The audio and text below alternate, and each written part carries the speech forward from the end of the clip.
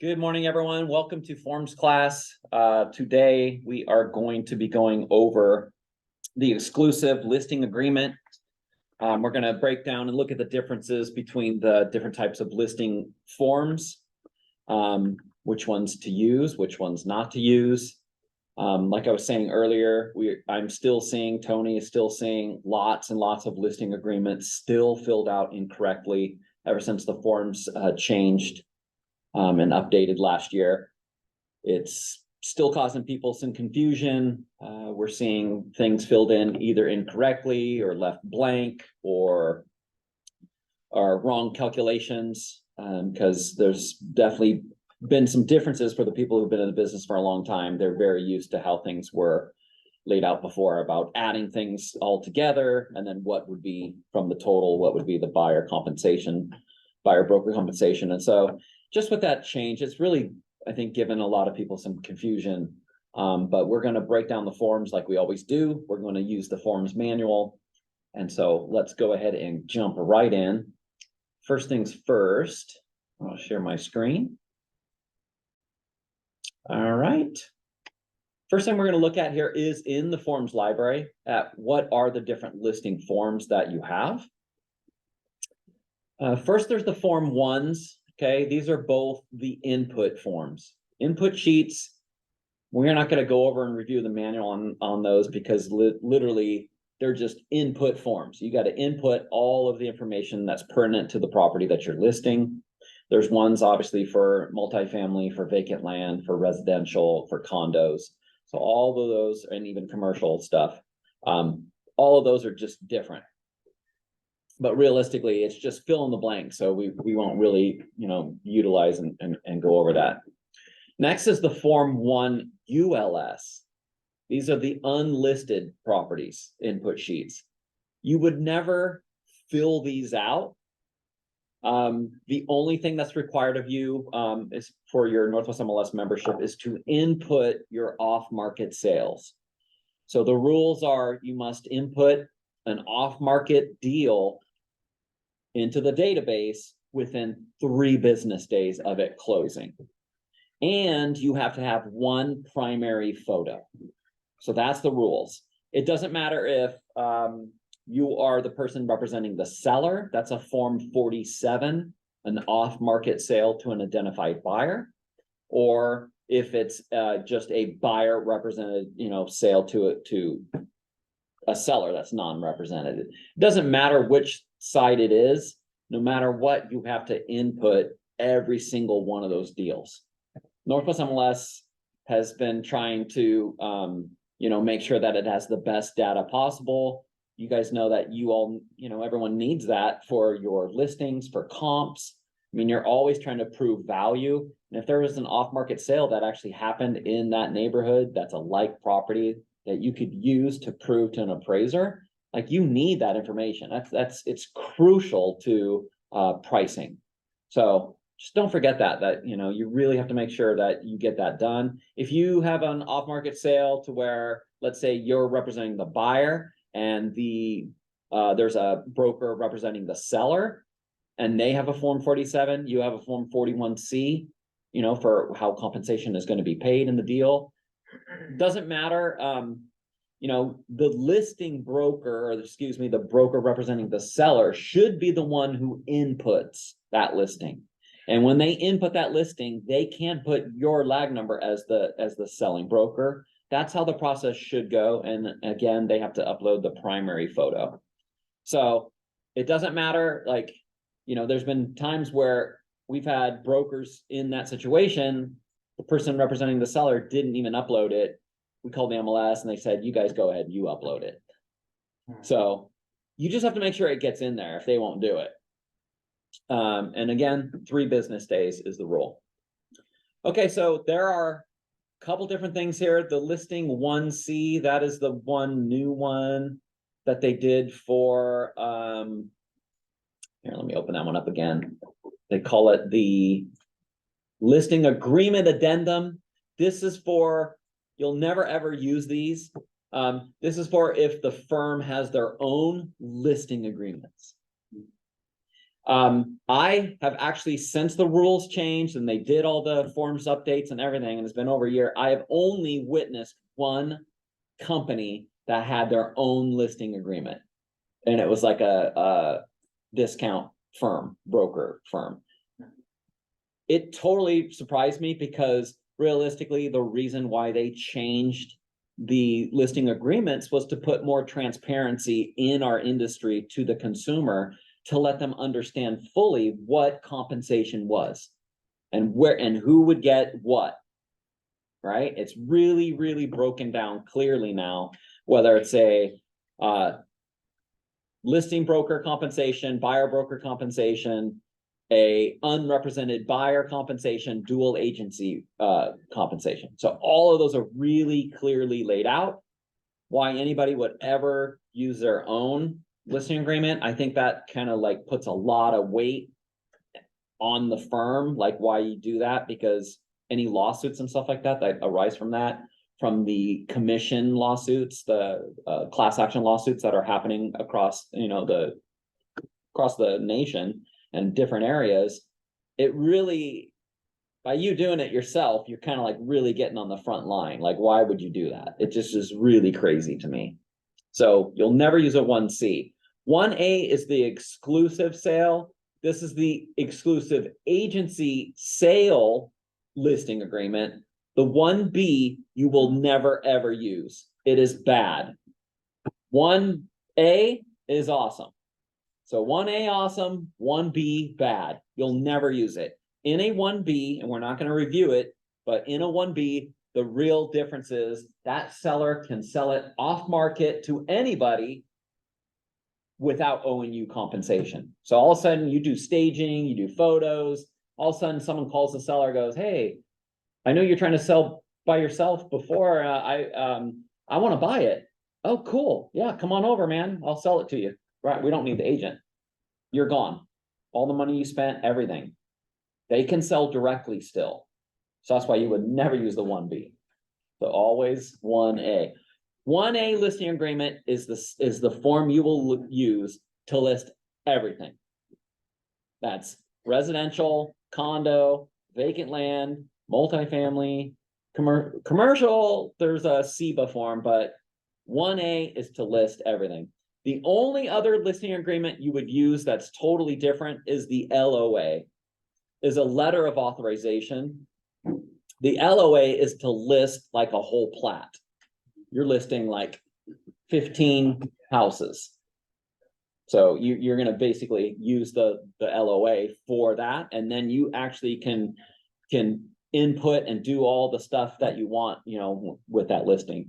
LOAs, you always want a really, really long time on them. I would say a year minimum. It's a year. Usually I see those like 2 to 3 years, depending on like the, where they're at in the project, if they're still like developing the plat and they're not even building yet. So you want those to be really, really long, and you want to have guarantees in there in the event that they cancel on you and you've paid all the staging and all the marketing and stuff, that they'll reimburse you if they cancel. So there's a lot of different things that go along with that. But any quick questions or any questions before we jump directly into the form and start reviewing? I do. What you got?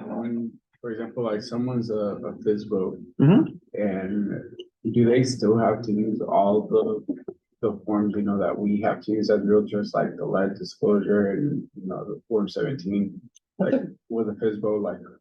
That's a great question. So what does the state say, that if there's someone selling a property, there are a few requirements. One, 22J, a lead-based paint disclosure by a seller is a federal item. Like that, they have to disclose those. They have to do that.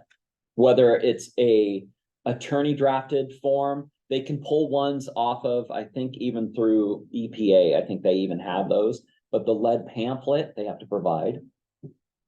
Those you have to. And then of course the seller disclosure statement is required by Washington State unless they're exempt under the exemptions. Form 17 is coming up in the next couple of weeks. And then there's a lot of details. I know some people are like, oh, that Form 17, that's the sellers filling it out. Why do we have to go to that class? I'm going to give you the insight to what are the actual RCWs that allow someone not to fill one out. Also, what happens when you miss a box. We're going to show how to use Transaction Desk to send it to your seller and let them check all the boxes. So stuff like that, we're going to go over all this, the ins and outs of that too. All right. Let's jump right in like we normally do. We utilize the forms manual for every single one of our training sessions for forms class. This is where you get way more information than just the form itself. In fact, you get lots of insight on how, what forms to use and what not to use even in it. So let's go ahead and dive in and start breaking this apart. So exclusive sale and listing agreement. This covers all property. The Northwest MLS listing agreements are designed for use with all types of property, including residential, manufactured homes, condominiums, farms and ranch, vacant land, commercial, multifamily properties. Information about the property is provided for in the listing input sheets. Northwest MLS uses different listing input sheets for different types of properties. Business opportunity and lease rental listing forms. The listing agreement does not replace forms 16A, 16B, business opportunity, exclusive sale, agency listing agreements, or Form 63, exclusive lease rental listing agreement. You should continue using those forms as appropriate. So the only other forms that's different are these other business opportunities and the lease rentals. Those are different. All right. Form 1A versus Form 1B. I know I gave you the short explanation of it, but Alberto, you want to read B? The difference between exclusive sale and listing agreement Form 1A and exclusive agency sale and listing agreement Form 1B is whether or not the owner can sell the property without the payment of compensation. If you use Form 1A, the owner must to pay compensation even if the property is sold direct, not through you. However, if you use Form 1B and the owner sells the property without the assistance of a real estate broker, the owner is not obligated to pay compensation. Yeah, so in my career, I've seen this happen once. It was rare. The broker used the wrong form. I mean, they just flat out used the wrong form. The seller had someone, it was a first sale by owner that they kind of like started to list, and they actually had a buyer that, came to the property before that the listing was acquired and talked with the seller and said, I got to get financing, get all this and all that, whatever. Well, the broker listed it. The seller was very savvy and smart and actually talked with an attorney and said, wow, looks like the broker used the open listing agreement, so you can sell it directly to this person without penalty. And here the broker, did an open, staged it, paid for photos, did everything, spent a few grand. This is way back in like 2003, 2004, but still same, the forms have been around the whole time. So it's definitely one of those things that, that person will never make that mistake again. Right? So you don't want to get hit with that one. All right. So C, let's go ahead and Jason, you want to hit C? Sure. Agency, dual agency. Paragraph 2 of this agreement establishes the agency relationship between the listing broker and any of the firm's brokers who supervise listing broker, quotes, supervising broker, and the seller. All of the other brokers in the firm are free to represent a buyer and can bring offers to the seller on behalf of a buyer. The listing agreement provides that in this situation, the seller contests to any supervising broker who also supervises a broker who represents a buyer acting as a dual agent. This can consist of RCW 18.86. If you have any questions about agency or your duties to the seller, you should consult with your designated broker, branch manager, or an attorney. Yeah, so right there, they're talking about agency, dual agency, and also the allowable dual agency of the firm. Dual agency of the firm is the easiest one because that's where Mossy lists the property, Alberto sells it. He finds the buyer, right? This happens all the time. We have a lot of cross sales that happen in our office. We have a lot of people, we do a lot of business, so it's going to happen. That is allowable under the RCW. The seller agrees to that in the listing agreement up front. It's fine.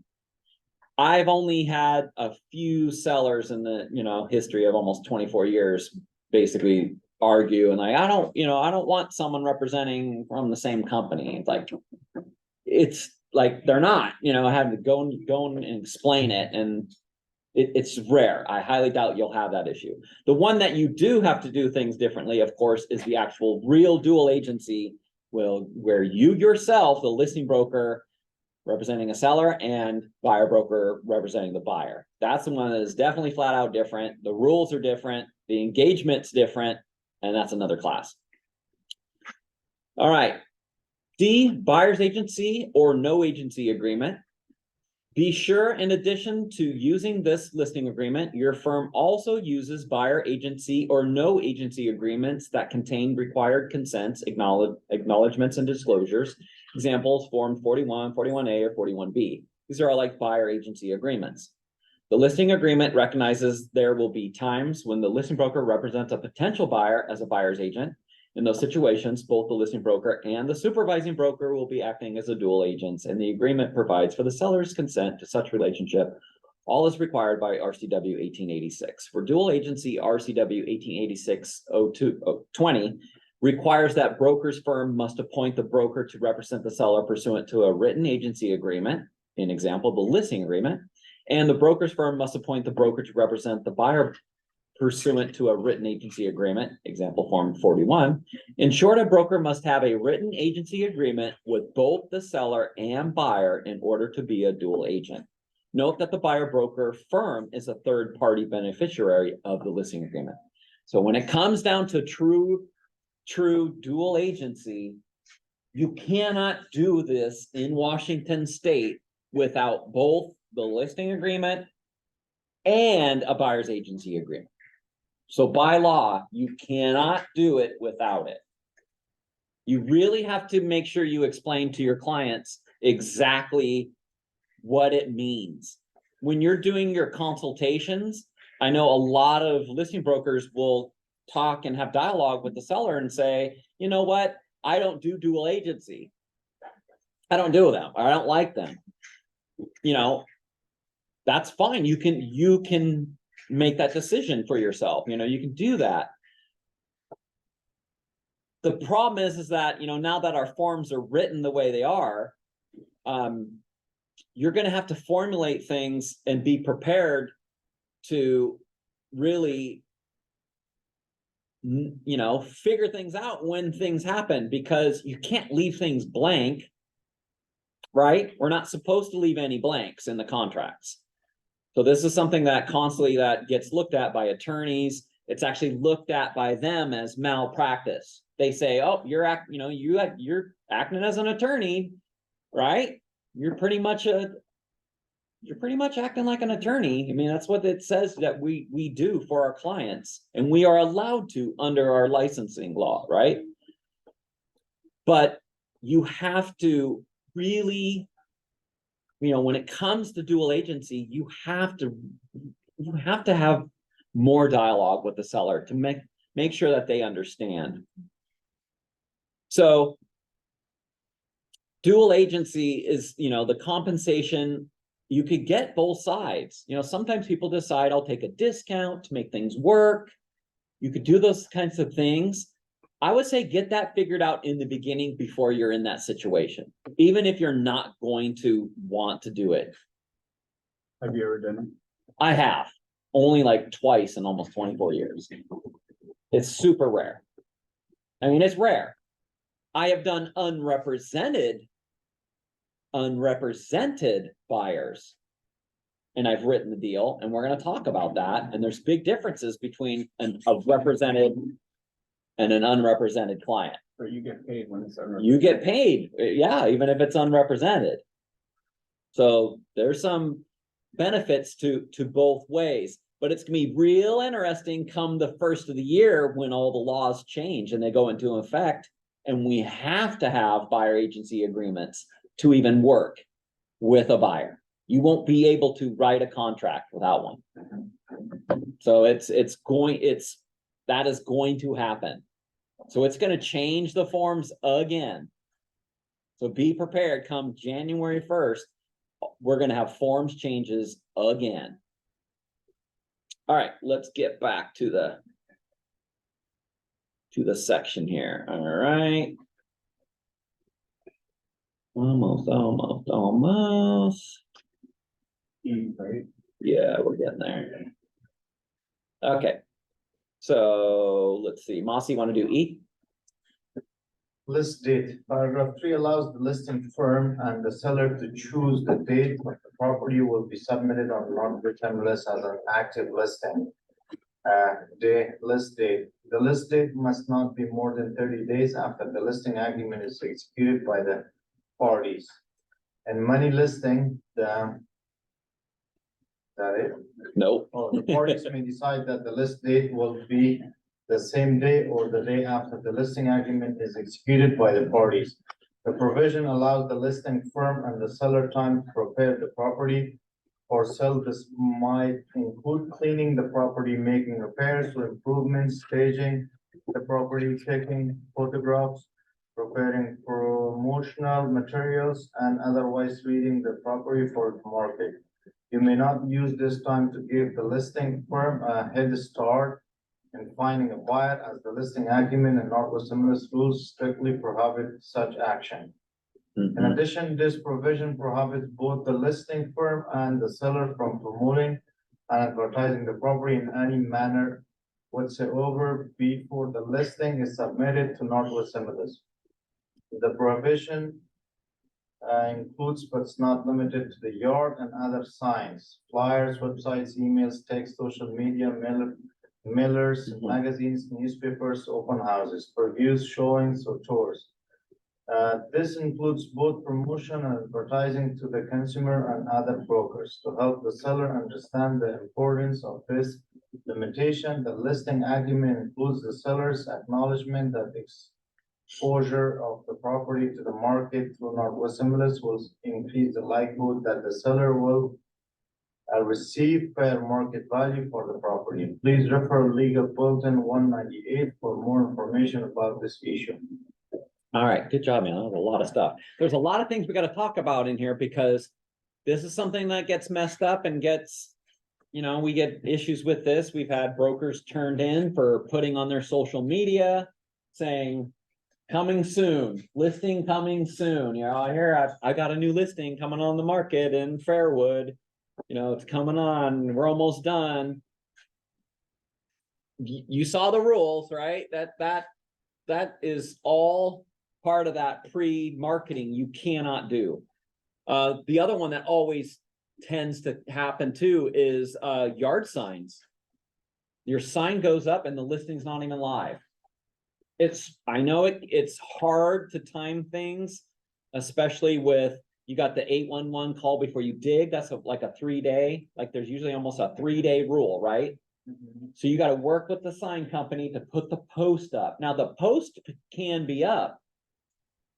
It's fine that a post is up, but your sign cannot be up. The sign is not supposed to be hanging or flyers or open house, no other advertising until it's live. It's hard to time it, I know, but you got to be careful. You will get turned in by other brokers like that. That's so funny because they do turn you in. Oh, hell yeah. They turn you in fast. Hey, Eric. Yep. I now no longer let have the post company put my signs up. I keep my signs, and that way they just put the post up and then I go and put the sign up, so we don't have that problem. Because you're right, if you don't time it right, they put up signs one day and then the next time they're in that area could be a day after you need them up. So I just started doing hanging my own signs so I can get the post up. Yeah, most brokers do that, Yvonne, and because they're ready to put the flyers in the box, the open house sign, coming the special kickoff weekend special. I mean, how many first impressions are there? You only get one, right? When you expose it to the whole market at once from one point forward, you tend to get a better exposure process. I actually 100% disagree with other states that allow the pre-marketing stuff, because all you're doing is putting it out there. What if the price is like too good? What if it's like stupid low and you have like, oh my God, yeah, that's amazing, we'll buy it now. Oh, okay, that's awesome. And if they would have listed it, they could have got 100 grand, 200 grand more for their seller. And I understand, yeah, the flip flop, it could be the other way around. It could be, oh no, I put it on and or I put it out there and they're like, oh, it's way too high. I mean, yes, that can happen, but there's only one first impression, and we work for the seller. We're trying to do the best job we can. There's no difference in you going and calling everybody and doing the type of thing that you would do right when it goes live, right? There's nothing to stop you. I know brokers in Bellevue that literally, they know they got a listing, right? They're like, oh, this is a coveted listing. Ooh, it's waterfront. They basically, before they even make that thing go live or say anything or do anything, they pull lists from Northwest MLS and they'll pull who does the top sales in the area for waterfront. They get that list pre-planned, set up. They make mailers, they do everything, and then they're hitting those, sending those out, and then timing it to where, boom, they're going to get the letter basically, or email on when it goes live, all at once. Because what are you doing?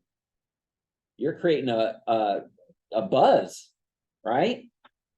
So there's a lot of different strategies you can do, and I think you have more control releasing it all at once and knowing where it's going, rather than, oh, you just told someone, they told someone else that you didn't want them to know. Maybe it's competition. So I don't know. To me, I've never liked that. Zillow has a feature that's called coming soon, listing coming soon. They're not allowed in Washington. You'll never see a single home on that. If you do, click it and go look, and like, this is like either a seller put it on there, or I don't know, because you can't. They're not allowed in Washington with our MLSs. Yeah, I was just in California and yeah. San Diego. And everywhere. I was like, man, I wonder what this condo is going for. So I looked it up and it's like, coming soon. We'll be on the market next week. So yeah. Obviously it's allowed in California. Yes, it is. So I do got a question about the signposts. Yeah. Like you're going live on a Thursday, you have your people going out and they put it up like at 9 o'clock in the morning, and you're planning on, you still loading up stuff and it's not on until like 1 or 2. Are you against this? Are you not in compliance because it's that same day?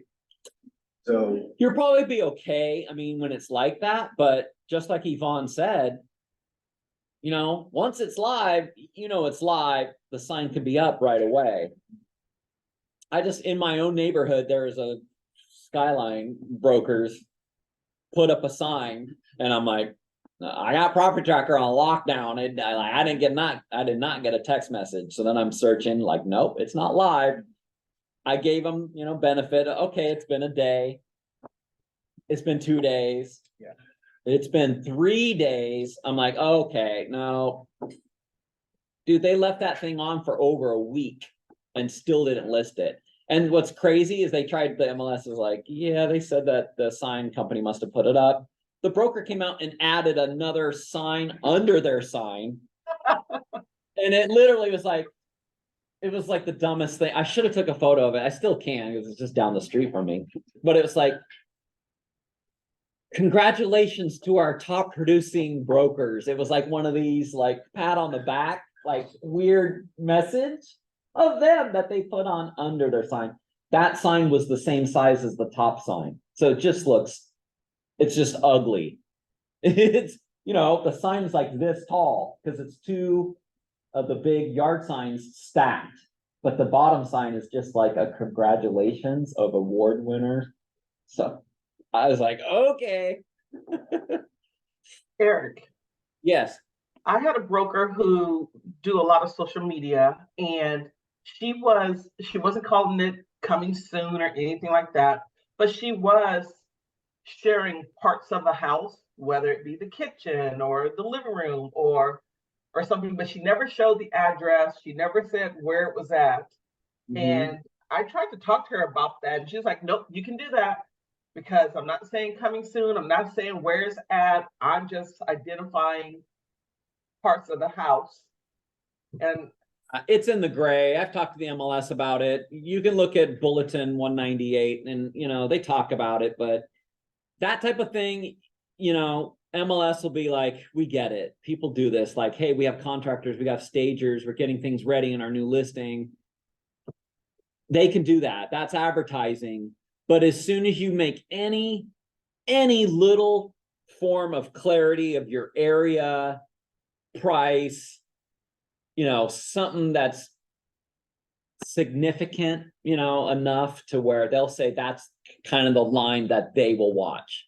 And I just went over this with, we had a violation in our office.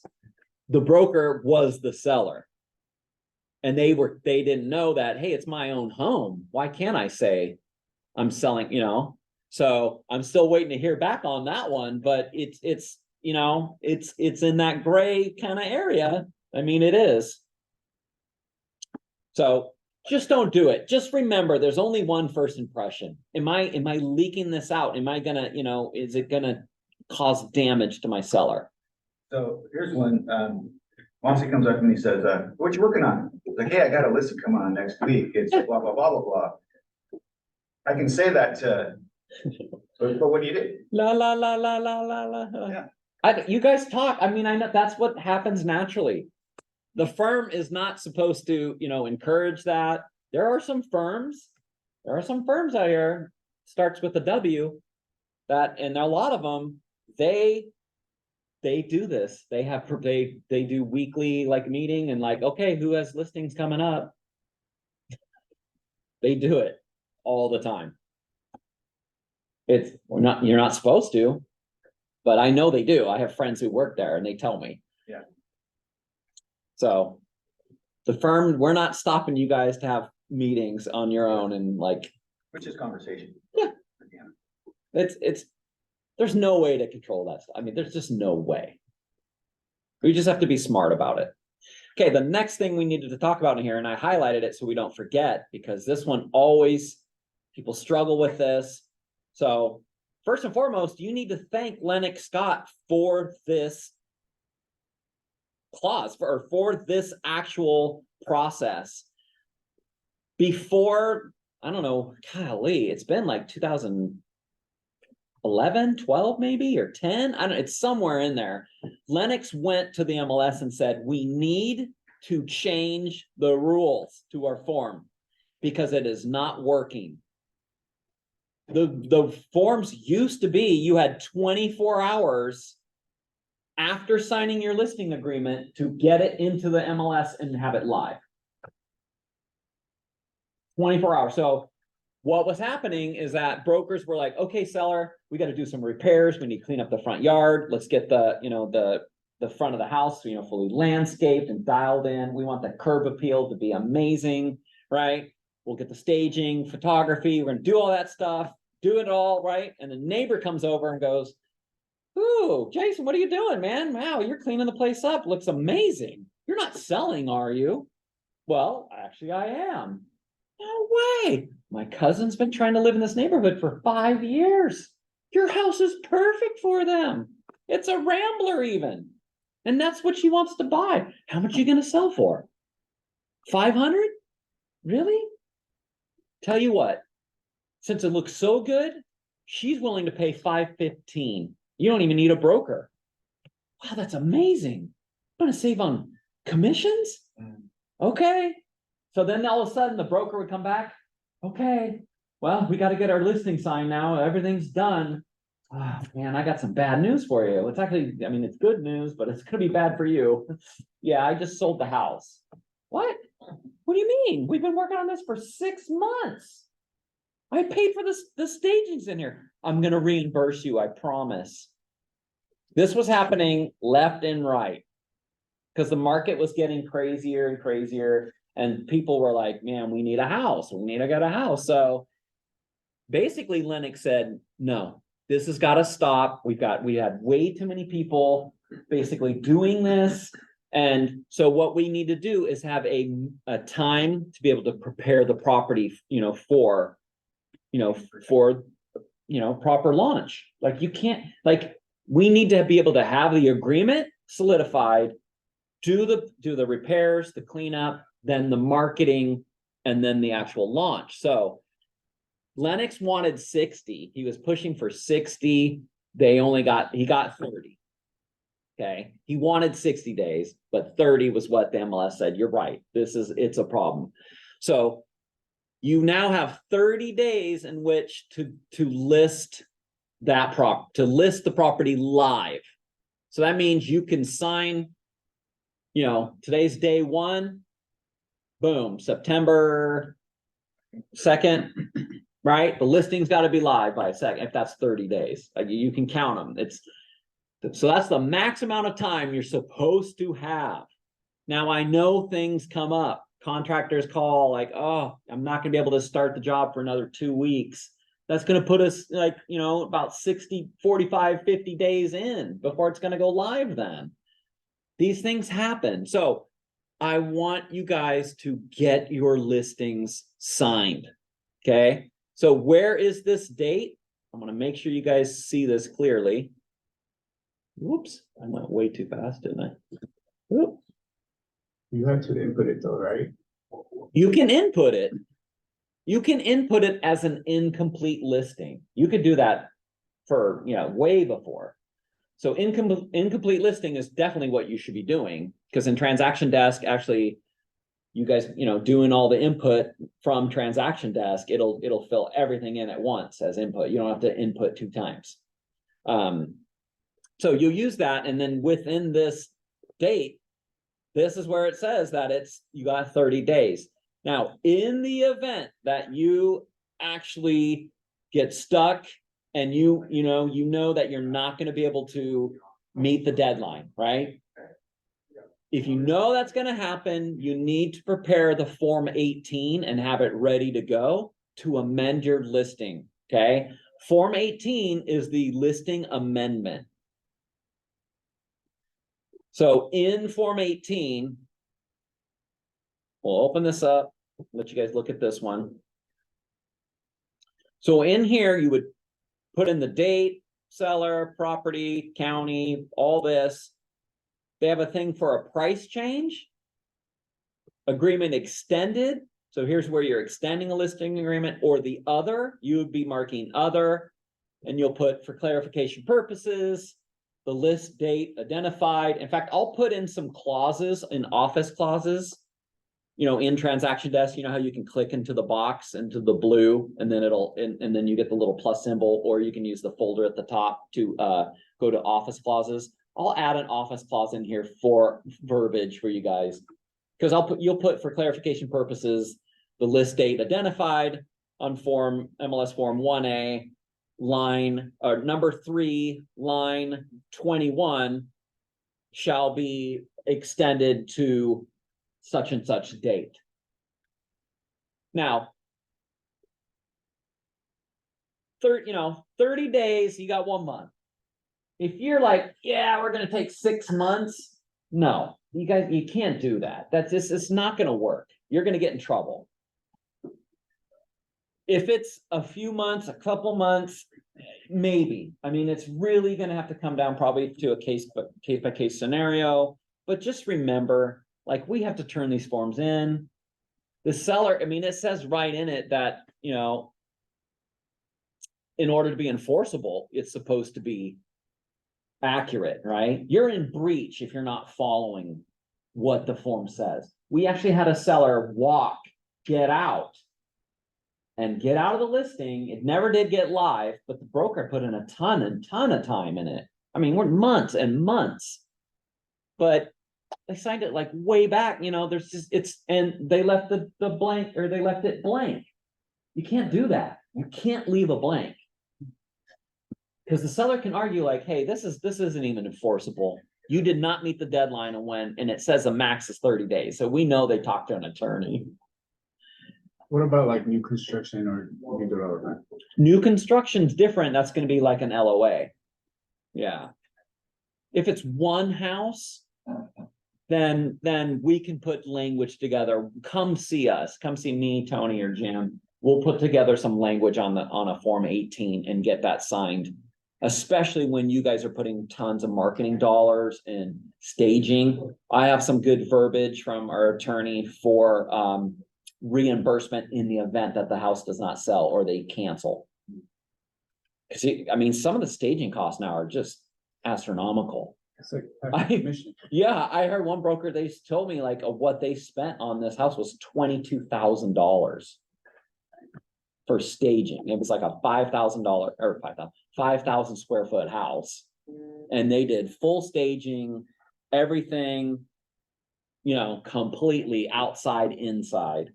I mean, it was amazing, yes, but when you're spending that kind of money, you want a guarantee. You want to guarantee it's going to sell or that seller will reimburse you and it's some sort of a joint, venture. So come see us for that. Those types of ones I don't want to put into there, huh? You have that verbiage? I have it, yep. All right, questions, list date? I think we kind of. Yeah, so like I had an estate sale. Yep. I had him sign it. It went super long. I just had him sign a new one. Because that's. Yeah. Okay. Yeah. If you know it, like all of a sudden, I mean, things come up. All of a sudden, they think it's either one thing where they think they're gonna be ready sooner than they are, and it doesn't happen, or something comes up and they're like, we can't list yet. There's, in estate sales, those come up, things can happen. So yeah, definitely good idea to sign a new one. Okay. And so use the 18 instead of the 19. You like the 18 better than the 19 to change the date? Change the date? Yeah. You have to. Yeah.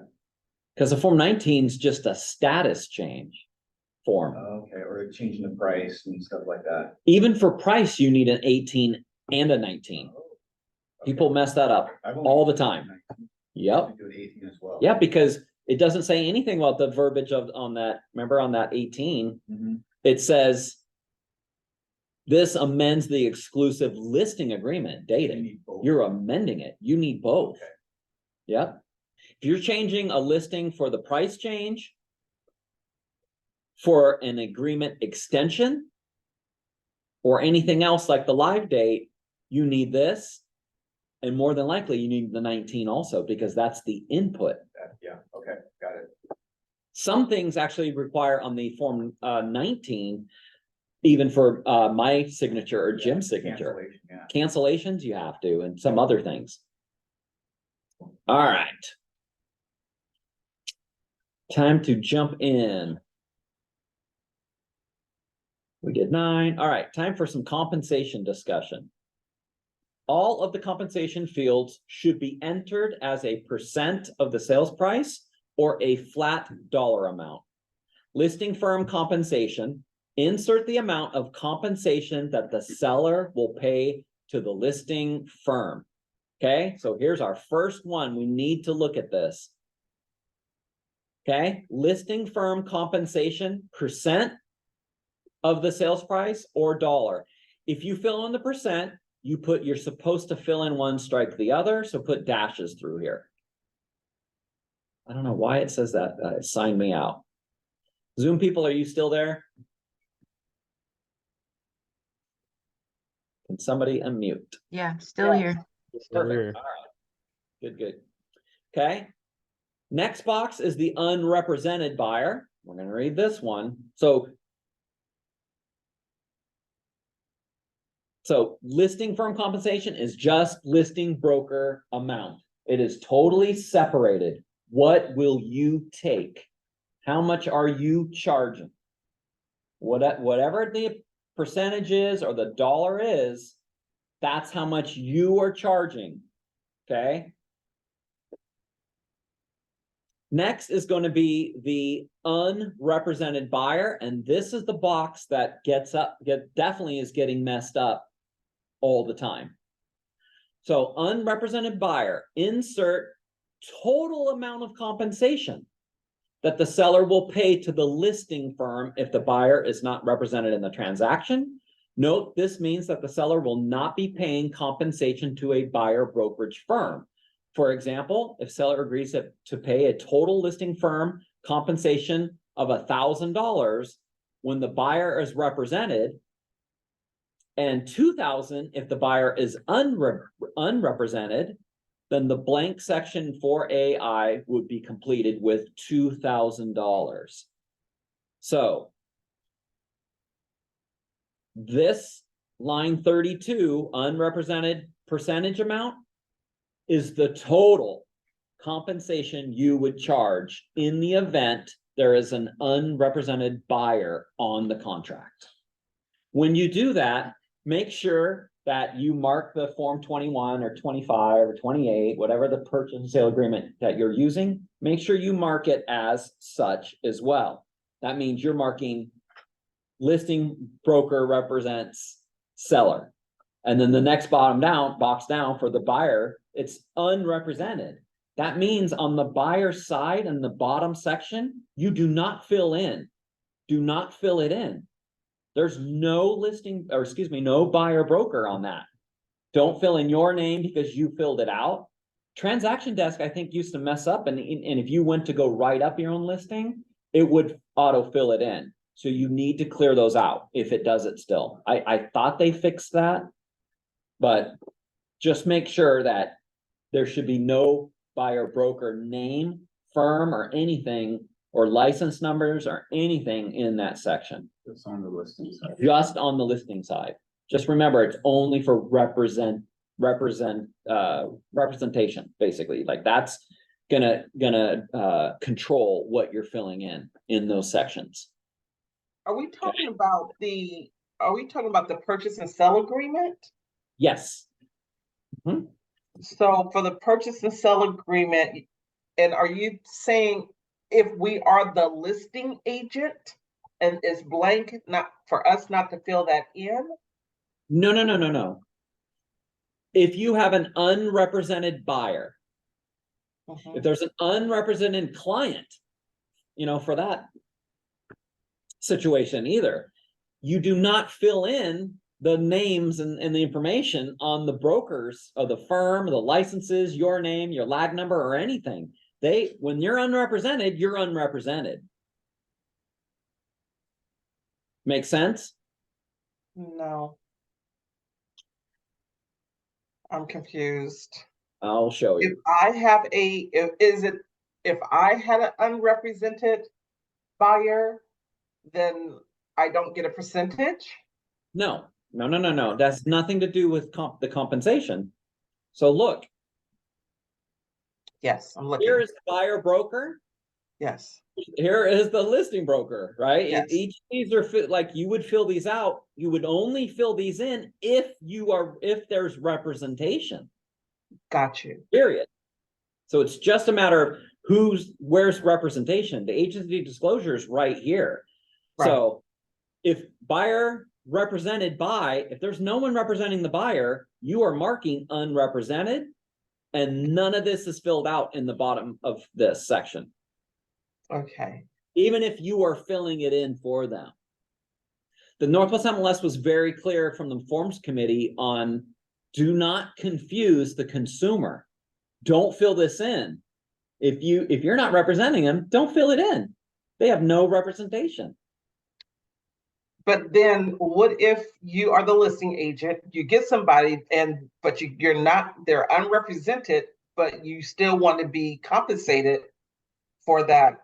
Where on the listing form will that information be if you're not putting anything in there? So that is right here, the one we just went over. Unrepresented buyer. If the buyer is not represented by a buyer brokerage firm, then the listing firm compensation shall be. See what I'm saying? See, like it tells it right there, like the listing compensation, the total listing compensation gets increased because there's an unrepresented buyer.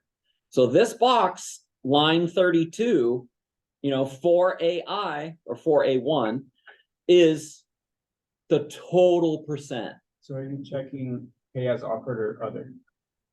Oh, you're skipping ahead.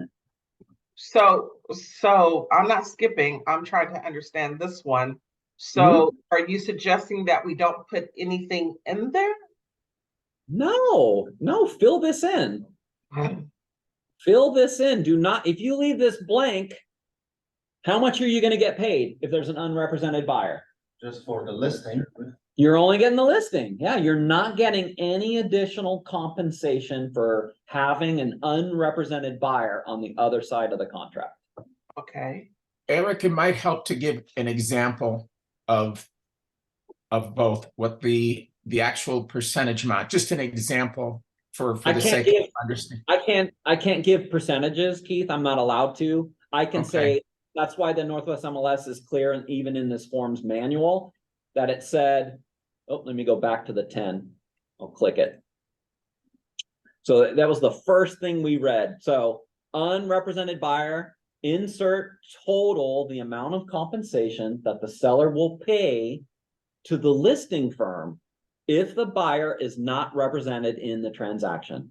Note, this means that the seller will not be paying compensation to a buyer brokerage firm. It makes sense. I was just thinking a hypothetical, that's all. Yeah. I get it. And, yep. For example, if seller agrees to pay total listing firm compensation of 1,000, right? When the buyer is represented, and 2,000 if the buyer is unrepresented, then the blank in section 4AI would be 4A1 would be completed with 2,000. Perfect. So they Perfect. gave $1,000 increments for the boxes. So let me show you where they're giving the examples. They did not use percentages. They're saying listing firm compensation is $1,000. Okay. Maybe, and pretty much what they're telling you too is that buyer brokerage firm compensation is $1,000. okay. But all of a sudden, an unrepresented buyer comes to you and says, hey, I want to buy this house. And you're like, well, I don't do dual agency. And they're like, I don't need a representation. I bought 20 houses before. Just write it up. Just have no, I don't want representation. Okay.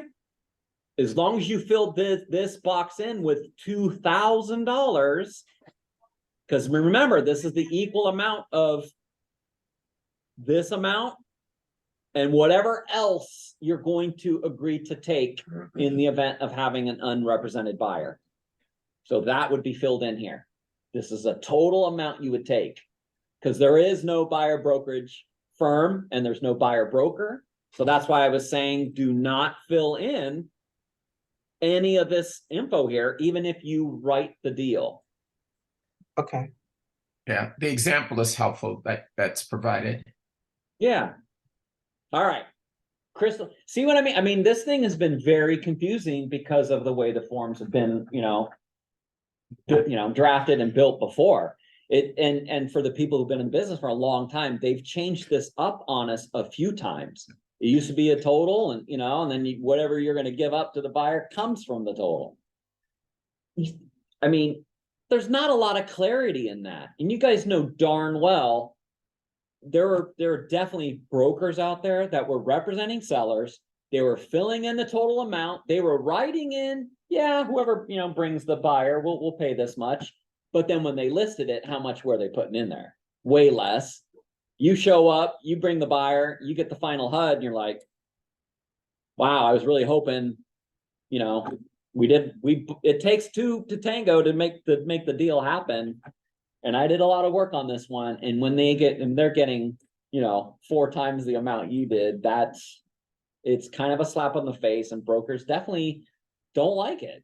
And they come and complain to us all the time.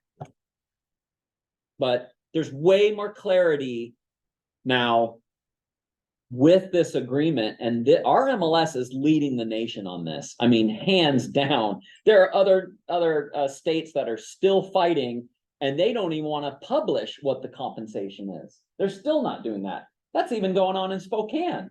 They're still not showing what the buyer compensation is. Putting transparency in the transaction is only going to put us away from class action lawsuits. It's gonna put a lot of shields in front of us, because it is very, very clear to the consumer. You see a lot of YouTube videos that say. Oh my "New gosh, law there's a changes coming ton. That are gonna affect your real estate career." I'm like, well, that's already going on here, like it already That's happened. we're years ahead of that already. So, yeah. All right, let's jump into the next section. Buyer brokerage firm compensation, insert the amount of compensation, if any. You know, if any, how much does a seller have to input in this box? How much does the seller have to offer for compensation now? How much? Yeah. $1. Oh, you guys remember the old rule used to be $1. It's 0. They updated the rules to that. The seller does not have to offer compensation. That is the rule. They don't have to offer compensation. Now,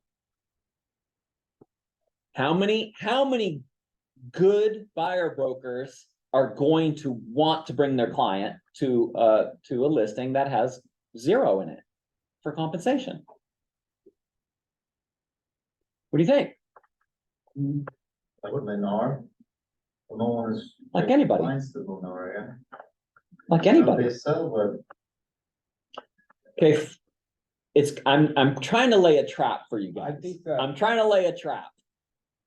Well, for example, if you're on the listing side, you could tell the seller like, hey, you want a good agent to represent you, someone who cares about their compensation to come show this house.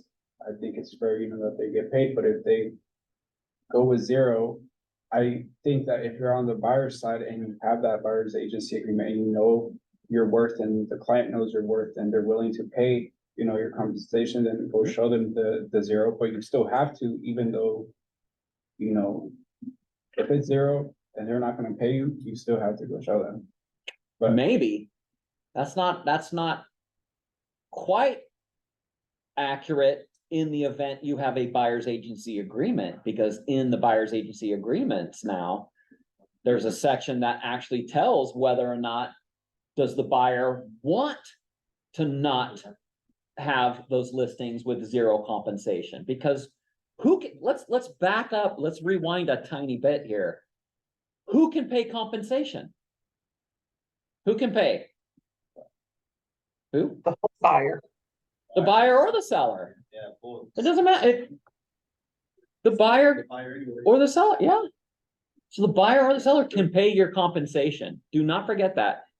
For those of you that do commercial, in the commercial world, a lot of buyers pay compensation. And I mean, that's like all day, every day. That's common. That's why you have to have buyer's agency agreements on, with the buyer for them to state what will they pay you for your compensation.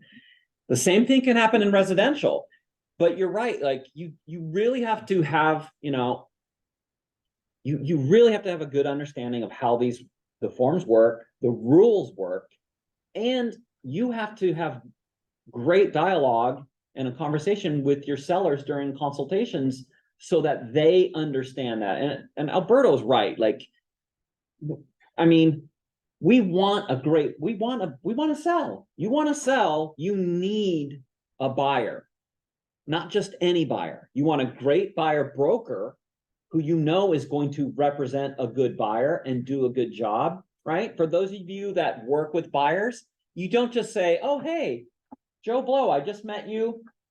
You're not qualified. Yeah, I'll write you up. Let's just put this together. There's a lot more that happens behind the scenes. You do consultations with them. You get them fully underwritten, approved so they can close in 10 days. I mean, you go through the process and you're really, there's a lot of work that happens before that buyer even finds and comes to the house, hopefully. And that's what you want. You want someone who's going to help get the deal done, who's going to be a great, team player. And you want to offer a good compensation, but the rules are like, you have to state what the form says and what the rules are. Okay, seller. So during your consultation, Mr. and Mrs. Seller, I charge X. You know, the example they gave, I'm charged $1,000. Right? I'm gonna charge them $1,000. This is what I charge. I'm gonna do the marketing. I'm gonna do, you know, you're gonna do your full dog and pony show. You're gonna explain what you do for marketing and for the seller and all of that jazz. You also have to have that conversation on, hey, we want a really good buyer broker. We need a good buyer. We don't want just anybody.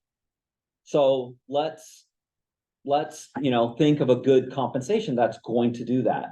Now, there are actual loan types that are prohibited from paying compensation. There's one. You guys know which one it is?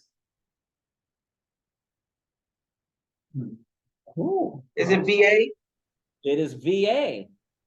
VA buyers are prohibited from paying the compensation. Mr. and Mrs. Seller, I see the flag in the front yard. Obviously, you respect the country. You respect people who've served our country. If we have zero compensation in here, that we're basically telling every single one of those that we don't want to sell to a VA buyer. I don't know. I mean, that's a tough one. You're gonna, I mean, you have to be able to explain your value and the reasoning for what compensation, you know, why you would want to have a good compensation amount. Can you just say like my compensation, I charge 2,000 and I take half and then the other Nope, half? nope. Yeah. You cannot do that any longer. So for commercial, we use the same form of listing. Unless you're using the SEBA. SEBA's a little different, but 1A is for everything besides business opportunities and rentals. Yeah. We have to sharpen our tools, right? We have to be really, really good about our consultations and explaining compensation, how it works, why we have to do this, why you want to do this. Josh Hall does a great job. He explains and says, hey, I know this is what I charge. And that's the part where you need to be clear on. Like, I charge this. This is the amount. I charge $1,000, right? That whatever you're charging, that's what you charge. Now we need a good buyer, right? Mrs. Seller, we want a great buyer, a great broker to represent them. What do you think's a good amount to offer for compensation for them? That's really what you gotta say. I mean, you have to be, you gotta be clear, you know, that they don't have to offer anything, but who's gonna work for nothing? Now, there are some really good buyer brokers out there. They've been knocking it out of the park and having buyer's agency agreements for years. I know a few of them that they will not even, a buyer calls them and goes, hi, I want to go see this house. Oh, great. Are you working with another broker? No, you're not. Well, I will show you this house, but every single person that I work with, they have to sign a buyer's agency agreement. So I'll show you, like, I will meet you at this house to show you, but you know, like, so be prepared. Be prepared. Huh? You're signing. I mean, that's gonna be our world come January 1st. You know, with like people, I was watching this and it's like, it was a debate of whether you should get your buyer agency agreement signed or not. And they're like, well, you know, my client has a lot of money. They don't care about signing a buyer agency agreement because, you know, if you have money, you want to do whatever you want to do. So I think it's going to kind of be interesting to see that starting January 1st. Yeah, I mean, definitely the Realtor Association is going to have to like step it up and put together more commercials and understand that, hey, you know, Washington State now requires an agreement to work to buy a home. If you're going to have representation now, if a broker is going to represent you and write up a deal and, you know, basically work for you, there has to be an agreement now. Yeah, I'll have to reach out to them and find out like, what's the plan? Obviously they're trying to, you know, implement this in January. We're months away now. You know, it's like, how is this all going to work? We're going to have to like shift and, you know, move like we normally do. But we're gonna have Annie Fitzsimmons actually in October, is that right? October, yeah. Yep, so she's doing a 3.5 hour clock hour class for us again at River Rock. So we'll be going over a lot of the forms and we'll definitely have questions lined up, you know, for her about the new compensation, you know, or excuse me, the new buyer agencies, you know, that they're gonna have to be implemented. And what will the process look like? You know, oh, I can't even show you a house without it. I don't know. I mean, it says no, you will not provide any real estate broker services. I mean, showing houses falls under that. So how do you know, how are you going to work that out? It's going to be interesting.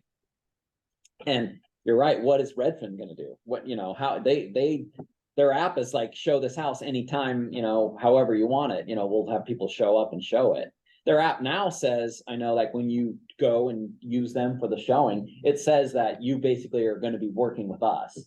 I don't know if they're gonna have a digital thing to now sign. Or just digital sign. Yeah, I'm guessing they'll probably implement something like that. Yeah, I was late to one of the showings and I had to go to it and have them to go show it. Bossy. Like, do you have an agreement with your agent? I was like, yeah, and then she was like, sorry, I cannot show you that. Yeah. Yeah. All right, buyer brokerage firm, insert the amount that's gonna go to the buyer brokerage firm. Next, dual agency, insert the amount of compensation that the seller will pay as buyer brokerage firm compensation if the listing broker acts as a dual agent in the transaction. Dual agent, of course, representing both the seller and the buyer. Note that in this situation, the seller pays the listing firm compensation and the buyer brokerage firm compensation to the same firm as the listing broker is a dual agent. If you're going to be in that situation, even if you fill this in, I've had complaints, I'm sure Jim has too in the past, but sometimes sellers, they're hurrying up, they're signing, and they're okay, we're good. You know, and you maybe you skim over dual agency. Well, this amount is separate amount. All these other boxes for the percentage and dollars are separate amounts besides the unrepresented buyer. That's the only one that is the total amount. Don't forget that. But dual agency, you know, whenever you have a buyer who wants to, like, hey, I want you to represent me, you don't have to represent them, right? We've already discussed unrepresented buyer. You still can get, you know, an additional amount. But when it comes to dual agency, it's a little bit, you know, it's a lot more tricky, right? You're supposed to be representing the seller, protecting the seller. You're representing the buyer, protecting the buyer. How can you, especially with the new inspection form 35 and the rules to you know, providing pieces of the inspection report or anything of it until you get permission? All that stuff is definitely like changed the way we work. How are you going to represent both parties go to a home inspection? How do you do that?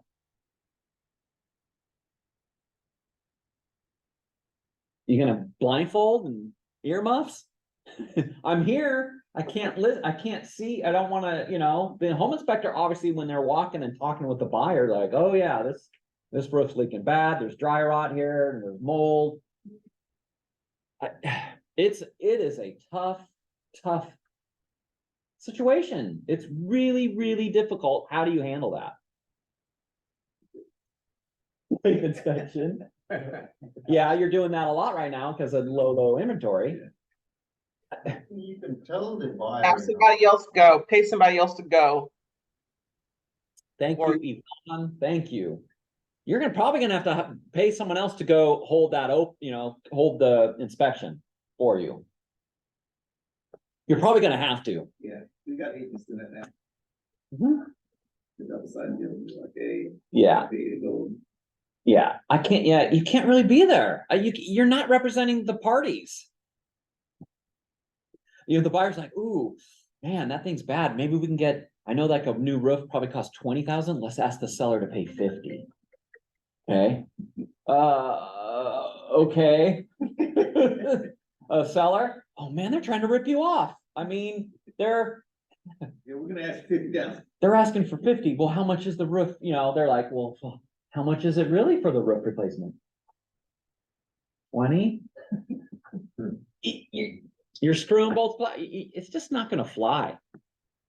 Who knows? The state has talked about for many, many years that we should do away with dual agency. It doesn't really work, I haven't heard anything about it in years, but they have talked about it.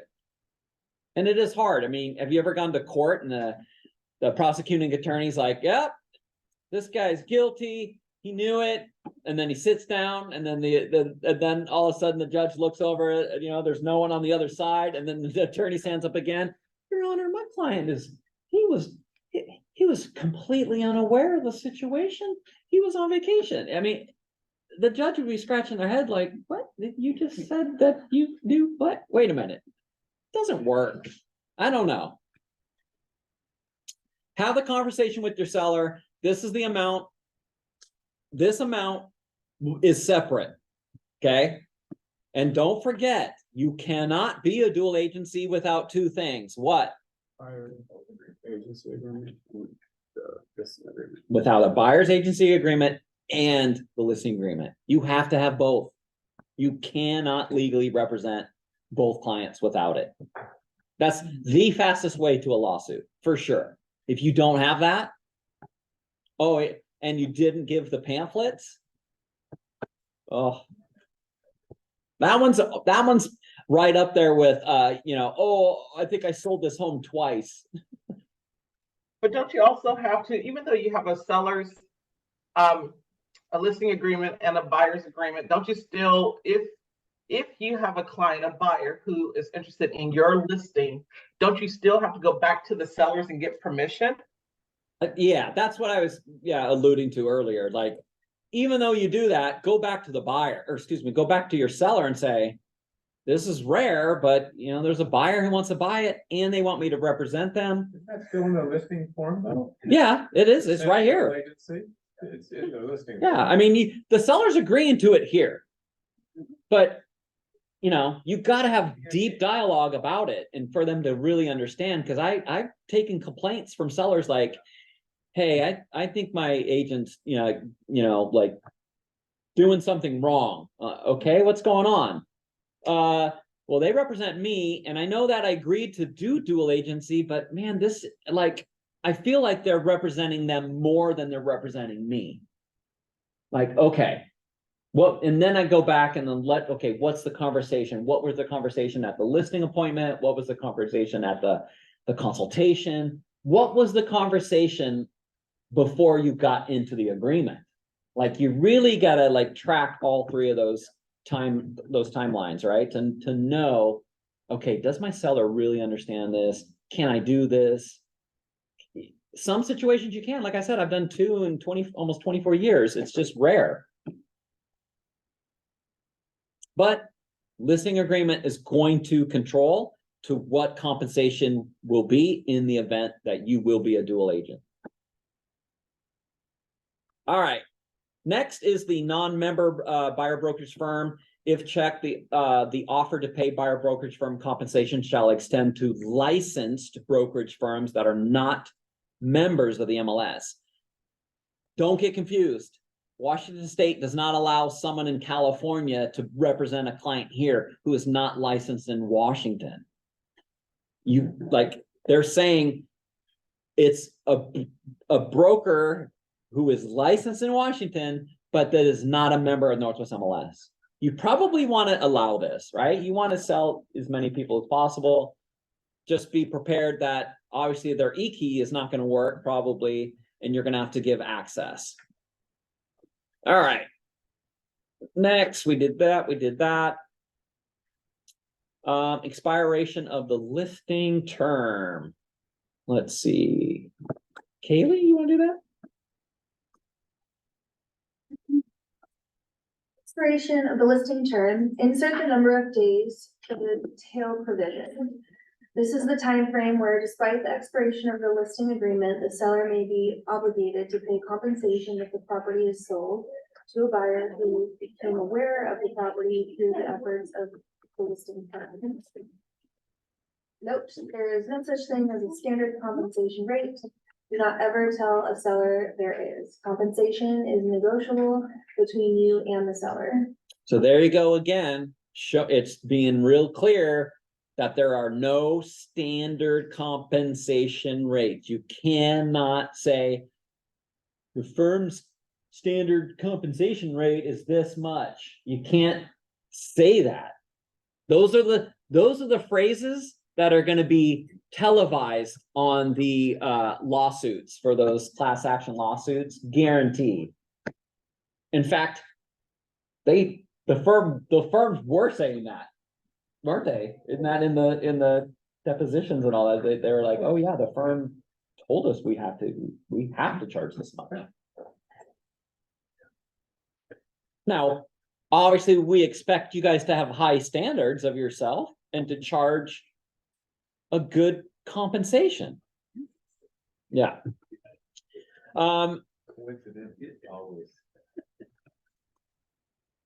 Hey, insert the number of days for the tail provision. So a tail provision, right? This is in the event that after the listing's done and expires, that all of a sudden, like if you did an open house and this buyer came like 5 times to all the open houses and they're like, I'm pre-approved, and and then the deal, like you never get a buyer, and then all of a sudden that buyer finally comes back to the seller, like, seller, you still owe compensation. They found through my advertising, they found through, you got to prove this one. It's really hard. I mean, that one is definitely one that you got to have proof.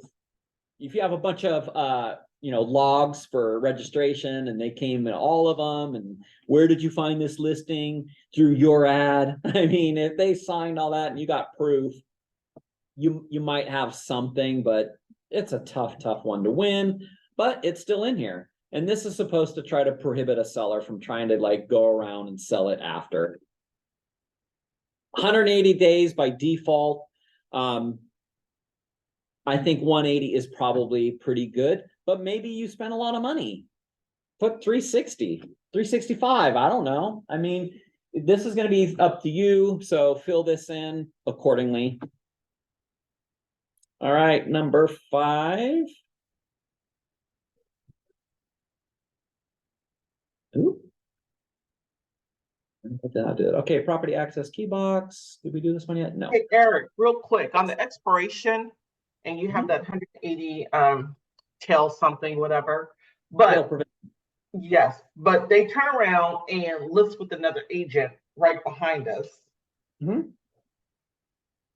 Wouldn't it Yeah. be kind of blurred that the buyer came from our marketing or from their marketing? Yeah, absolutely. That's what I was saying. Like it's very, very, very hard to prove that one, but I mean, the thing got to keep in mind too is the MLS rule says that only one compensation, the seller only has to pay one compensation amount. So all of a sudden they put a deal together and it's already closed. I mean, you really got to try to get in there before. It's a tough one. Like it's really going to be difficult for you to win that, but it's in the contract to really keep into the mind of the seller, like, I'll still owe compensation because this person came from the means of advertising and marketing that the previous broker did. Like, yeah, it's tough. You're talking rare. Have you seen any of these, Jim, actually come through? Well, it says provided, the seller's commission, it says provided that another commission isn't paid to another Right. MLS member.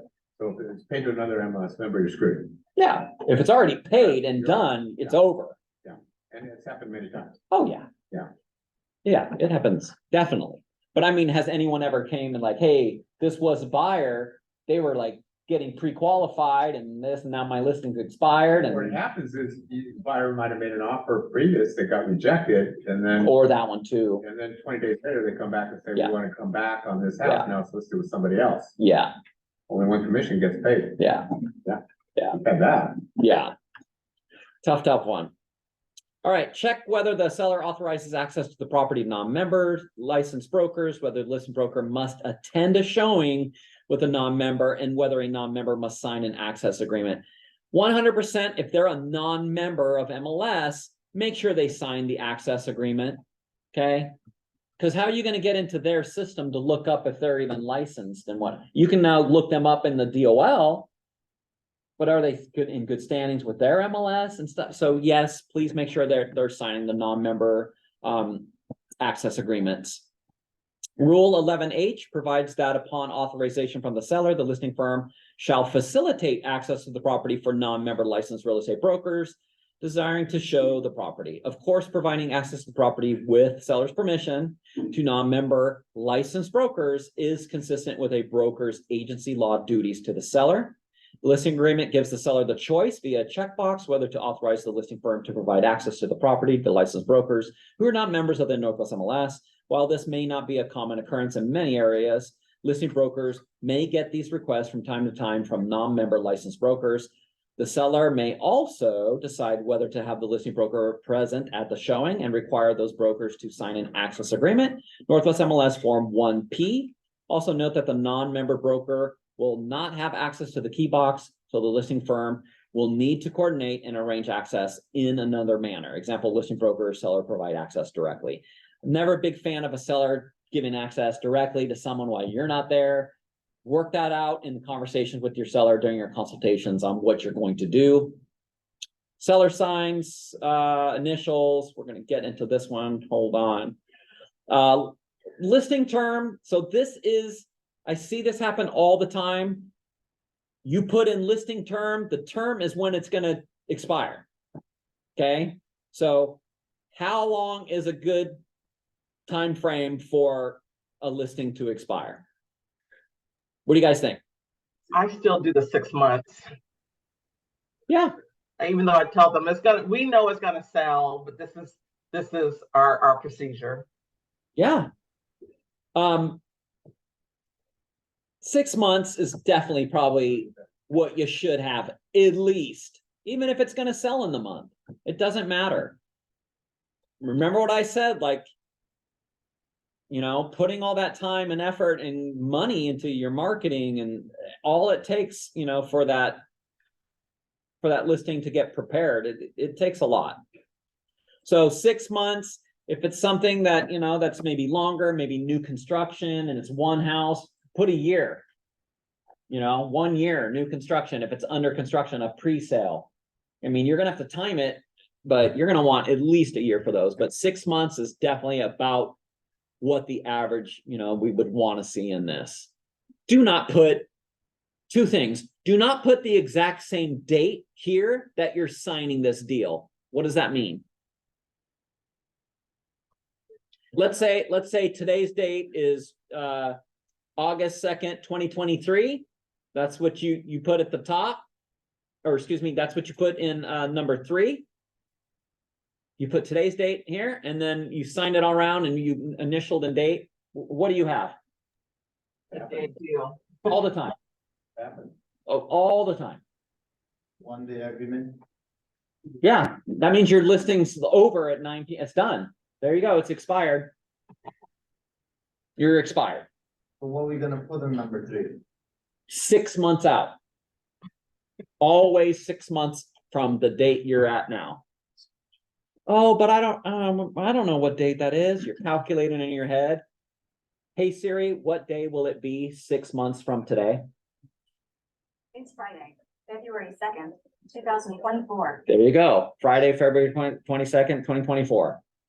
6 months. That's the fastest, easy way. She's listening to. She's listening. She's listening to me. Okay, we clear on that one? Don't make that mistake. I'm telling you, and even reviewing deals, like stuff that is closed already, saw one. Like, oh no. Distressed homes, obviously if it's a distressed property or they're about to be foreclosed on, if it's within 30 days of a sale date, there's a lot of things you have to do for that. But in RCW 6134, there's a lot of information about that the seller can't maintain possession after closing. So stuff like that they can't do. And let's see, we need. The last thing we need to touch on is signatures. If the owner is a corporation, a partnership, a state, or trust, put its name on the first line and have the officer, trustee, personal representative, or partner sign on the second line. For example, you've got Smith Family Trust by their name, comma, trustee. ABC Corp by so-and-so president. If the owner is an individual or individuals rather than a company, then have the owners sign. Be sure all owners sign. Example, both spouses must sign or the listing may not be legally valid. Oh, you meet with a seller and then the husband's the only one there. Oh yeah, I'll sign this. You're good. Let's get going. Let's list. Well, the title says that, there's a wife. We need both. I need both signatures. There's a rule of thumb in real estate. Both parties should be present. Okay. Don't make the mistake. You sign, you do this stuff, you start working. Yeah, we'll get the seller, the wife later on. She's out of the country right now on vacation. Not a problem. There's no excuse. We have digital signatures now. Come on. Okay. We have had a situation exactly that, and broker did all the work, paid for the staging. Day of the stagers moving in, wife comes back with suitcases. What is going on? What are you doing? What are you doing in my house? I'm selling it. We're listing it. Your husband, like, what? No, we're getting divorced. What? Like, oh my gosh. Dude, don't make that mistake, please. You got to have all parties involved present. If being signed by a power of attorney, okay, it should be John Q. and Mary Smith, a married couple, by Chaz E. Brown, their attorney in fact. That is how it's supposed to be signed. If the listing agreement is signed by someone with a power of attorney, please ask to see a copy of the power of attorney. If the power of attorney has not been recorded, the closing agent will need the original to record at closing. Corporations, trust, and guardians cannot sign by power of attorney. How would you do like the initial, like at the bottom, if you're doing a trust or a corp? Yeah, those ones, you may, if you can't fit stuff in the digital signature parts, because you can only fit, I think, 5 characters and initials. So you would be like, mine's Eric Scholl. So ES dot PA, power of attorney. President, PR, right? Personal representation. PA, PR. You may need a Form 34 for clarification purposes. Seller is, super duper long name. You may need that full name of the trust. And you might have to actually do it, this way, As a notary, we used to have them sign like that. Yeah. Family trust by, Eric Scholl, trustee. Yeah. You have to spit everything so like precise. Yeah. And you have to have the court paper that. Oh yeah, signers for sure. It is there. Digital and stuff like that. Sometimes it'll be shortened and stuff, but if it will not fit, just remember this: when you're filling it in on transaction desk and you click and you look and you're like, oh no, it cut it all off. That's telling you you're going to need a Form 34 and you're going to have to write out for clarification purposes. The buyers are, or buyer is, full name of the trust, corporation, whatever it is. If it's not going to fit, you're going to have to make it somewhere, you're going to have to put clarity in the transaction. Okay, listing firm, put the company, John L. Scott Inc. You don't have to write Kent North. It's just, the firm is just John L. Scott Inc. And then listing broker's signature. Please, please, please, please, please. You guys, when you're filling in any form and you're part of those deals, your signature should already be on stuff before you're sending it. So if you're doing Athenasign, you have the new option to click and sign into the transaction desk or in Athenasign. You can click and it'll put the signature in before you send it to the client, or you just put your name like normal, click send, you be the first person to open the email and you digitally sign first. Because what does that do when the client signs it? After you've signed, what do you have? Mutual. You've got mutual agreement. Don't leave it out there. Don't let that like linger and wait. It should be already signed by you. So now you got mutual. All right, guys, that is our listing agreements inside and out. Hopefully you learned some good information and some good ways to process Do we have the CBOL form as well in there? the SEBA form. Yeah, we'll look at that. All right, you guys, have a great day. We'll see you on the next forms class.